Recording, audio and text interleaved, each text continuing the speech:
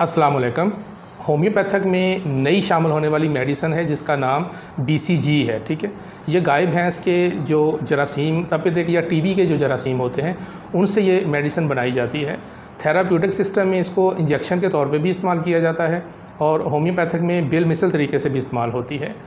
इसकी proving doctor Julian ने की थी, होम्योपैथिक या डॉक्टर हानीमैन के बिल्कुल असूलों के मुताबिक की थी।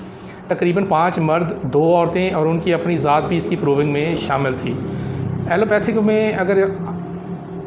एलोपैथिक नुक्ते नज़र से इसको आप IM या IV इंजेक्शन के ज़रिए भी लगा सकते हैं। 2x 3x या 6x की ताकत उसमें इस्तेमाल होती है लिक्विड के तौर पे, लेकिन होम्योपैथिक में आपको इसकी 2x 3x 4x या 6x की जो पोटेंसी होगी वो सफूफ की शक्ल में आप इसको इस्तेमाल करेंगे।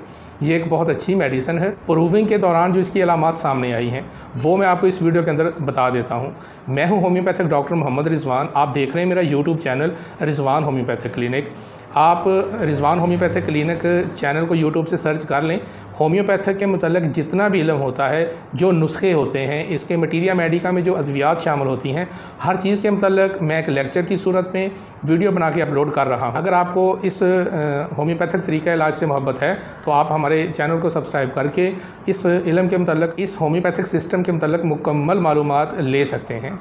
BCG मेडिसिन की आम जो अलामात सामने आई थी प्रूविंग के दौरान, उसमें मरीज़ बहुत बेचैन होता है, बिल्कुल सुस्त हो जाता है, दिमागी तौर पर उसको काम करने की कोई अहलियत नहीं रहती, इस कदर डल तबीयत हो जाती है कि बाज़ औक़ात वो गिर पड़ता है। इस तरह के मरीज़ होम्योपैथिक मेडिसिन फास्फोरिक एसिड में भी देखे गए हैं और इस BCG नामी मेडिसिन में भी इसी तरीके की कमज़ोरी आती है। मरीज़ बहुत जल्दी गुस्सा कर जाता है, कुंद जहन होता है, ज़रा सी दिमागी मशक्क़त करता है तो वो थक जाता है। ऐसे थके मांदे या दायमी कब्ज़ के जो मरीज़ होते हैं वो BCG होम्योपैथिक मेडिसिन और फास्फोरिक एसिड दोनों में देखे जाते हैं। मरीज़ या मरीज़ा का थायराइड ग्लैंड बढ़ जाता है।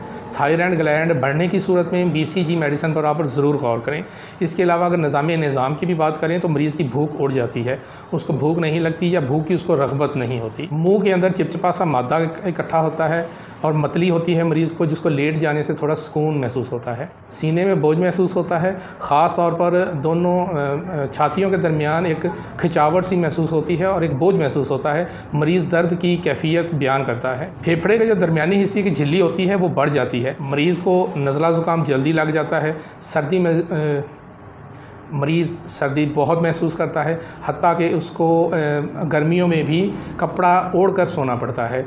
बाज़ औक़ात सर्दी की वजह से वो कांपने लग जाता है, लर्ज़ा तारी हो जाता है बग़ैर किसी वजह के।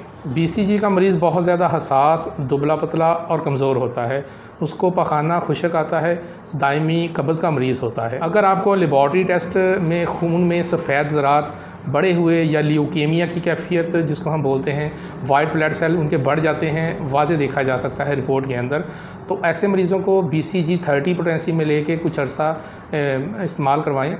8-10 दिन के अंदर इंशाल्लाह सफ़ेद ज़रात अपने लेवल पर आ जाएंगे और मरीज़ की सेहत बहाल हो जाएगी। ज़्यादातर इसको हम 4x से लेकर 30 पोटेंसी में इस्तेमाल करते हैं। आम मार्केट में अभी इतनी अवेलेबल नहीं है। आप लोगों को पूरी अलामात बता दी हैं जो प्रूविंग के दौरान वाज़े हुई थी। उम्मीद है आप लोगों को मेरी वीडियो पसंद आएगी। सदका समझकर हमारी हौसला अफजाई के लिए या आप लोग दूसरों को इल्म बांटने के लिए किसी भी नीयत से हमारे इस चैनल को सब्सक्राइब करके इस वीडियो को लाजमी लाइक शेयर कर दिया करें। बहुत शुक्रिया। खुदा हाफिज़। ये आपकी तरफ से हमारे लिए इनाम होता है।